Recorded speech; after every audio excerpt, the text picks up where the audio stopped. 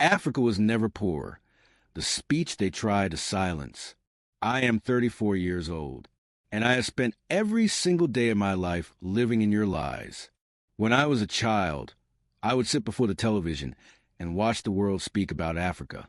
But what I saw was always the same. A little boy covered in dust, swarmed by flies. A girl with tears on her cheeks and bones showing through her skin. Hunger, death, guns, chaos. This is Africa, they said, and I believed them. They told us we were cursed, that we were backward, that we needed saving. And we began to believe it too. We became ashamed of who we were, ashamed of our people, ashamed of the very soil we stood on. But then I grew up. I read. I questioned. I studied our past, our present, our wounds, our wealth. And I discovered a truth they never wanted us to know. The Africa they showed us was never real. It was a story, crafted, scripted, edited, just like a movie. They controlled the plot. We were cast as the helpless. They were the heroes. But here's the truth they hid. Africa is not poor. Africa has never been poor. Africa is robbed. Every single day. Look at the numbers. Listen to the silence. Africa holds 70% of the world's cobalt, essential for your smartphones and electric cars. It comes from Congo. But Congolese children? They don't even own a mobile phone. 90% of the world's platinum is beneath South African soil. But its people wait in jaw queues under the burning sun. 30% of the world's gold comes from Mali, Burkina Faso, Ghana. But we still walk on dirt roads and drink from polluted streams. 65% of the diamonds come from Botswana, Angola, Sierra Leone. Yet workers there earn barely $1 a day. And 35% of global uranium comes from Niger, Namibia, South Africa. Uranium that lights up Paris, but leaves our villages in darkness.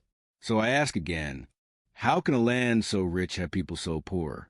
Because colonialism never ended. It simply evolved. They no longer come with chains. Now they come with contracts. They no longer rule with whips. Now they rule with loans. A Swiss company extracts cobalt from Congo. In 2022, it earned $256 billion. How much tax did Congo get? Just $500 million. That's 0.2%. Is this trade or is this theft?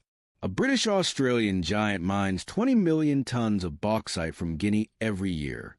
Guinea got nothing but pollution and cancer. A French company drills oil across Nigeria, Angola, and Congo. It made $36 billion last year, while our children drink water from rusty tanks. And a mining firm, born in South Africa but now based in London, took away platinum, diamonds, and iron, and left behind 6 million unemployed workers. This is not a tragedy. This is a system designed to fail us. You pay our leaders to stay quiet. You open foreign bank accounts in their names. You give their children scholarships, visas, protection. You sign 99-year tax-free contracts. You exempt yourselves from labor laws, environmental regulations. You build ports, railways, pipelines, but only from the mine to the ship, not to the school, not to the hospital, not to the farmer. You send in peacekeepers and consultants, but they bring guns, not peace. They protect profits, not people. You say you give Africa $45 billion in aid, but $88 billion is stolen from Africa each year through tax evasion, secret deals, offshore accounts.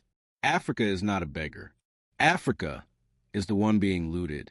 You show empty stomachs on TV, while behind the cameras, truckloads of gold, oil, diamonds leave our lands every single day.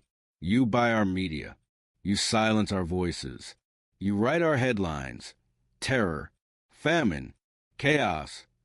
But never once have you made our resilience a headline. Have you ever praised Rwanda's tech revolution?